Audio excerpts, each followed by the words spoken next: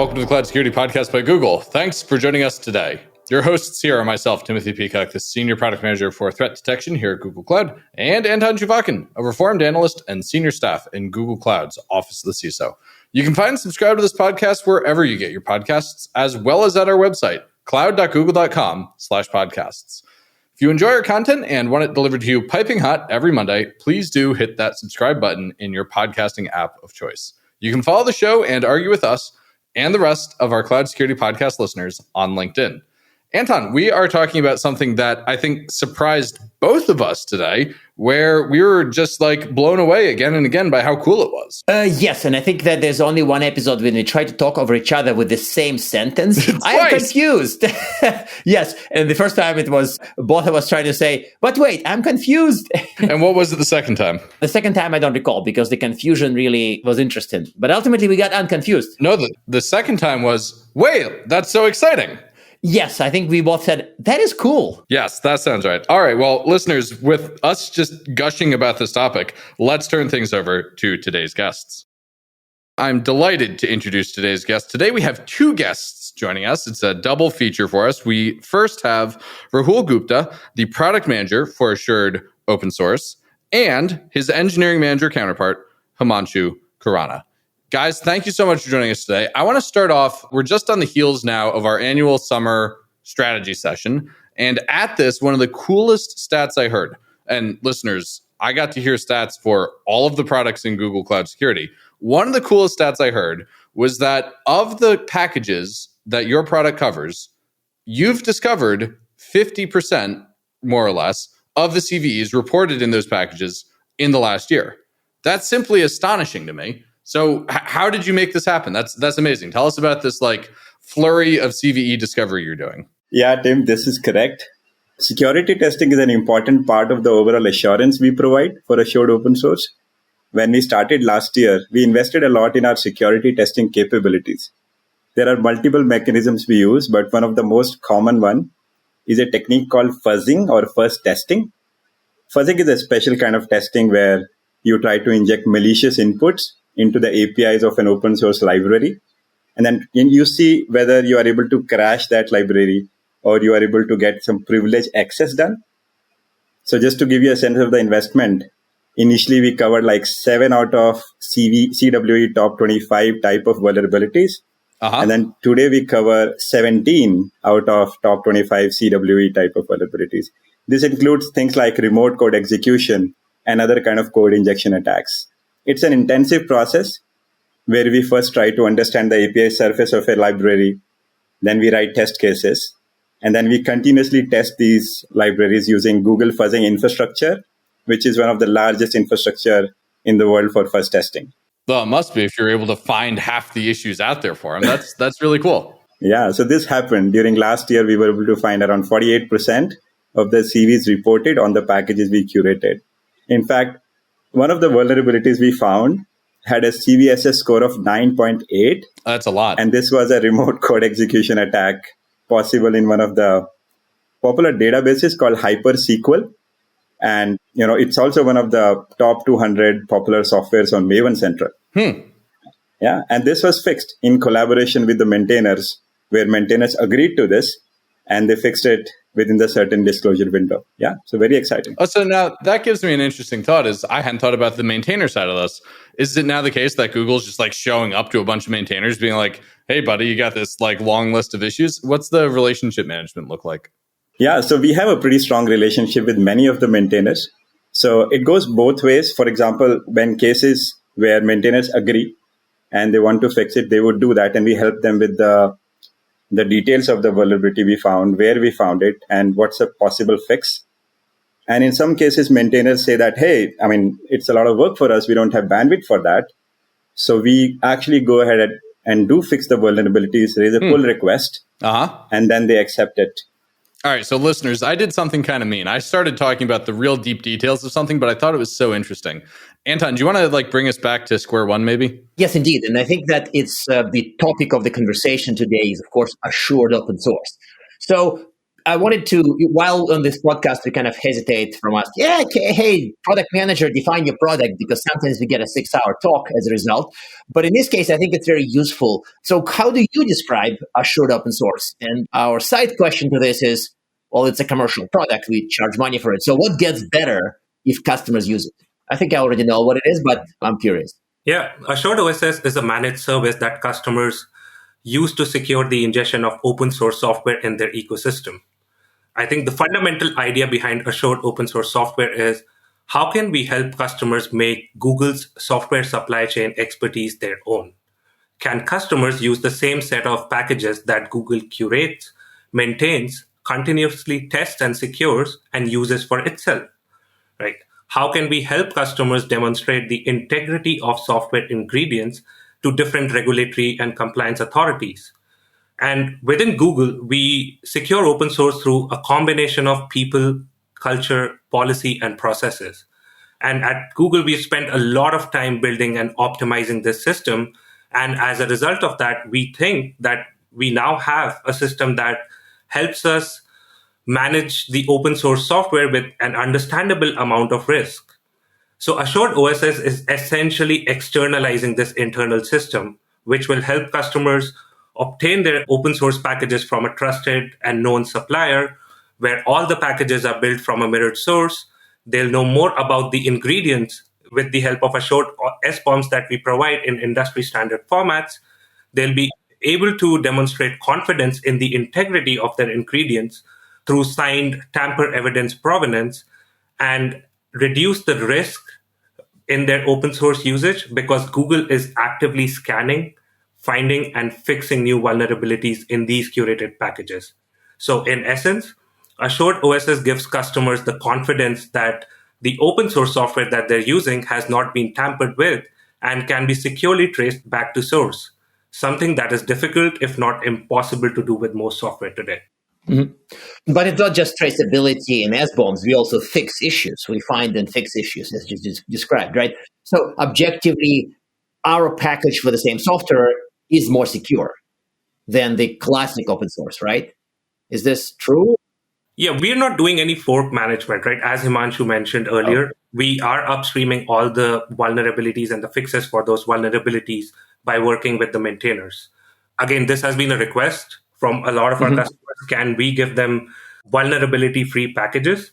And it's an area of exploration for us. But for now, we want to continue to leverage our upstream community relations to ensure that the broader ecosystem benefits from the work that is being done as part of Assured OSS. So this is what confused me. I apologize for my confusion. Oh. No, this is what confused me too. And listeners, Anton and I just talked over each other, both being confused. But I want to talk about being confused today because Anton's always confused. I get to be confused sometimes. This sounds like you're building lighthouses or street lamps. You're creating public good that anybody can benefit from, which is, 2 thumbs up, great job, pat on the head. But how do you make money at this if you're upstreaming all the fixes? Like, what are your users actually paying for now? Yeah, so great question. And you're right. But just to set the record straight, I think, firstly, Assured OSS is currently free. And we have a curated 1,000 most commonly used Java and Python packages that customers can use today. Now, regarding Assured OSS discovering and fixing vulnerabilities with upstream community, as I mentioned, it benefits the broader ecosystem, not just because we find them, because we actually fix them. And our goal with vulnerabilities is to be first to find and first to fix. But securing your software supply chain goes way beyond mitigating vulnerabilities. The attack surface is huge, and this could range from compromised repos, from where people are sourcing their open source packages from, compromised dependencies of those packages, malicious or typo squatted packages, and compromise of the process through which the packages were either built or distributed. And Assured OSS helps with all of that. On top of it, there's another aspect of compliance. We're seeing more and more regulatory scrutiny emerging in securing software supply chain. The White House's executive order, NIS regulations in UK, Cyber Resilience Act in Europe, etc., all require customers to demonstrate more and more understanding of their software ingredients. And Assured OSS helps customers meet these compliance and regulatory requirements through enriched metadata, which we provide with Assured SBOMs as well as provenance. Okay, so Anton, I know we've had a swear jar for a long time for mentioning your blog. I think on these supply chain episodes, we might have to create a swear jar for mentioning the EO. I think everybody's touching on it these days. I mean, it's an influential piece of documentation or guidance, so I can see that. But it's also, I think your answer, I'm not confused anymore in that sense. I think that your question was exactly what I wanted to ask, is that if we are not, I was afraid we are forking the packages, and I'm happy that we are not forking the packages. But so then people ultimately will be paying money to have a trusted source for software and to reduce the software supply chain risks specifically, rather than to have less vulnerable software from us. They are not paying to have less vulnerable open source. They're paying for, they're getting the less vulnerable open source from everybody, but the source is trusted. Yeah, essentially you're right. Like the packages are going to be more secure because the attack surface gets reduced with all the curation and maintenance and the building of the packages that we're doing, right? The particular aspect of vulnerabilities is where we feel we should continue to benefit the broader ecosystem, because that's just one aspect of securing your software supply chain. Okay. And I really like that. I really like that there's the S-bombs and the secure build and the typo squatting prevention. There's like all kinds of good stuff that's happening here. So this, at the same time as you're creating all this good for the world, I'm actually jealous. Like the work I do, I don't get to have these lighthouse benefits for everybody. I only benefit the people that pay for my lighthouses. You're like way cooler than me. This is great. Actually, in this case, I think I understand. I wanted to ask a question: how can organizations start using assured open source? But in essence, there's no specific thing. Like if you use an open source package on the list, then you already use it, right? Like, so can you talk a little bit about how do I start benefiting from an open source if I'm an organization?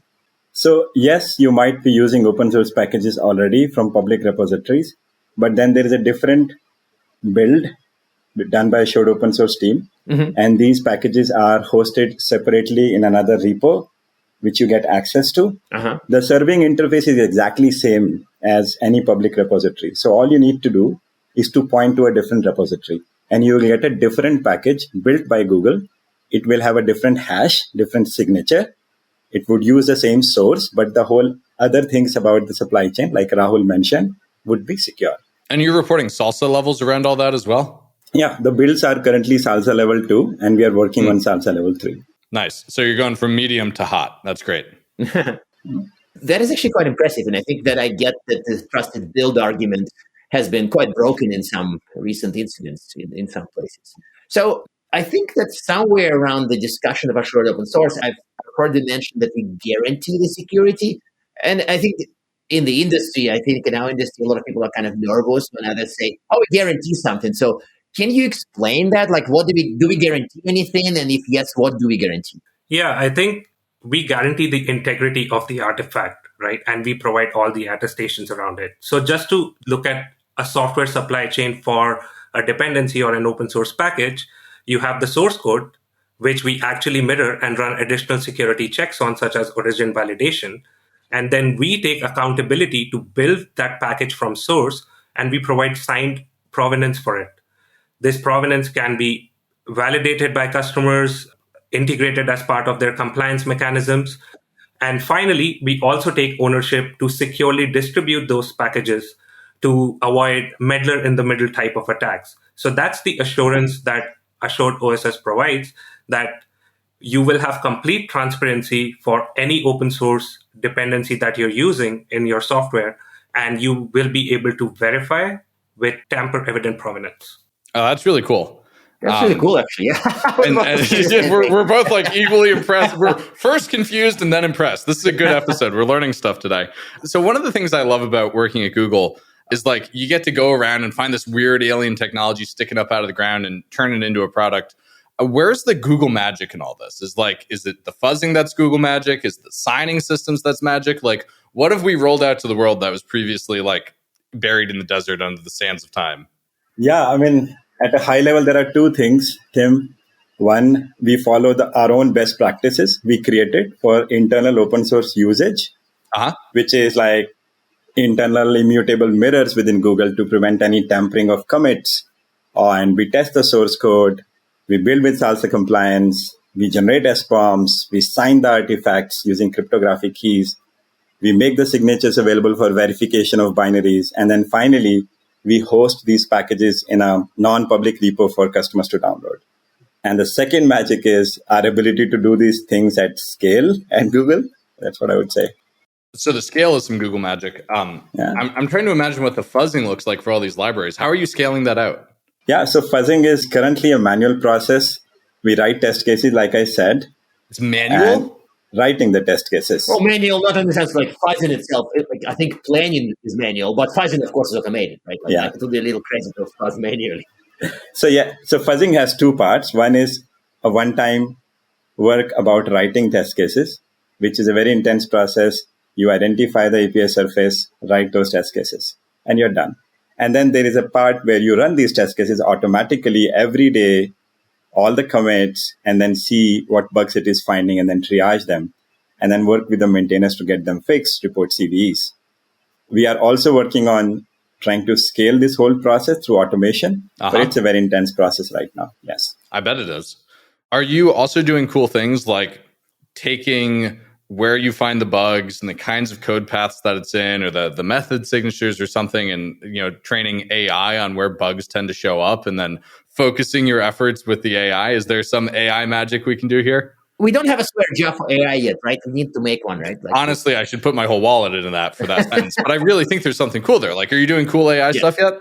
So there is a very cool part we do right now where when we find a bug, we try to pin it down to a commit which caused it. So for example, think of a binary search. Let's say you found a bug in version 7 and you don't know when it was introduced. So now you check version 1 and then 3 and then 5 and then 4 and version 4 caused this bug, right? Now you know what changes went into the code which caused this bug. And then it is easier for the maintainer to actually go in and fix it. I can see how you can train ML on this later on, right? Like you can train ML on this later on and some magic will happen probably. So that's the second aspect. There is an ML part. So we are also working on it where we are trying to train models to, first of all, look at an API and decide where we should write first test cases for maximum coverage. And then there is another initiative we have where we are trying to find vulnerabilities using ML.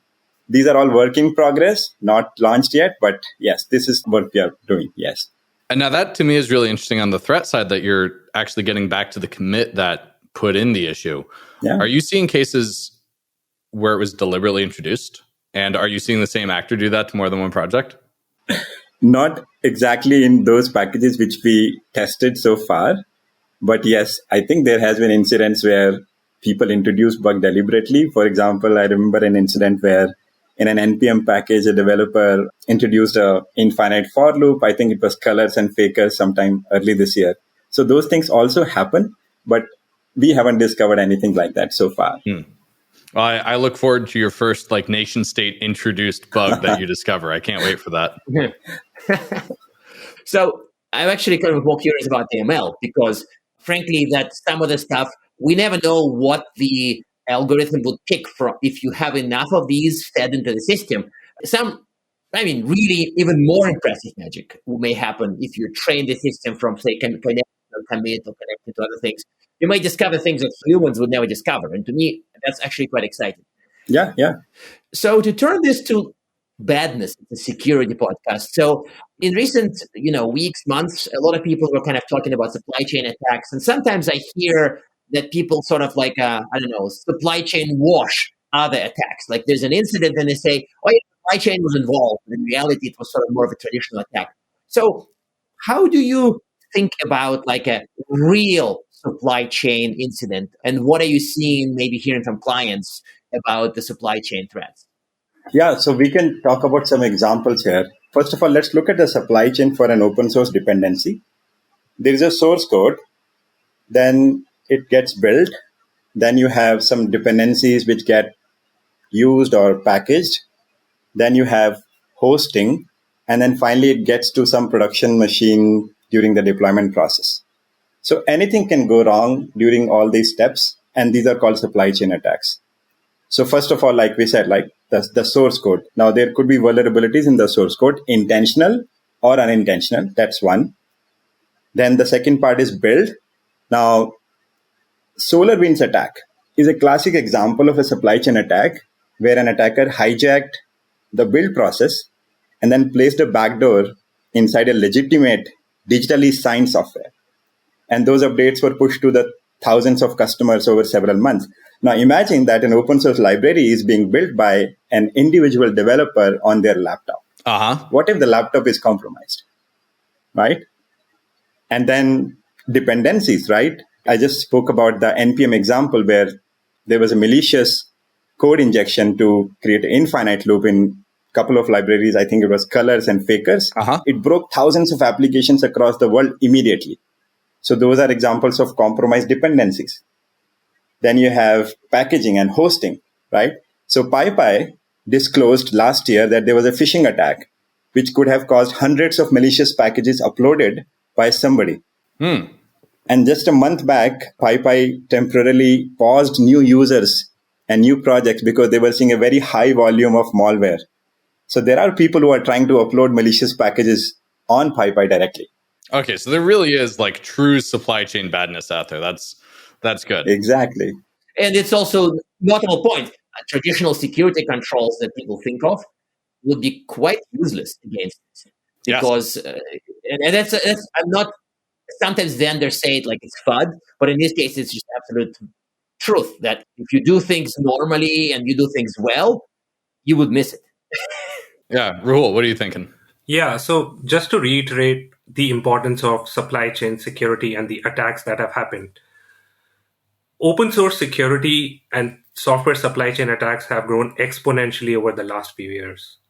Mandiant's M-Trends report highlighted that 17% of all breaches last year started with a software supply chain attack, and it became the number 2 initial infection vector behind exploits.